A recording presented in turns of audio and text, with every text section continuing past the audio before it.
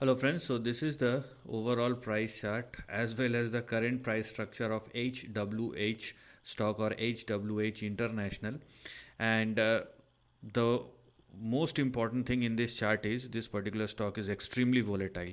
It can give you some very sharp swings on both the side, but it's not going to give you any kind of stability.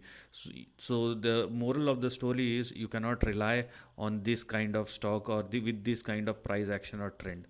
Now, why should I look at this particular stock? Because of the strong momentum with which the stock started moving higher.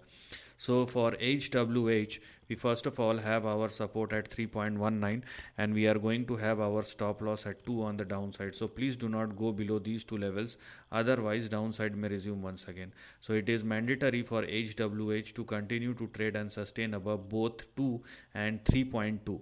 Okay, if you are looking for any further up move, and because the stock has already moved at or above 2 and 3.2, that's why it is mandatory for the stock to keep on trading and holding at or above both these levels. Because the stock is doing so, that's why the immediate target or the targets which are currently active are 6.3 and 7.4.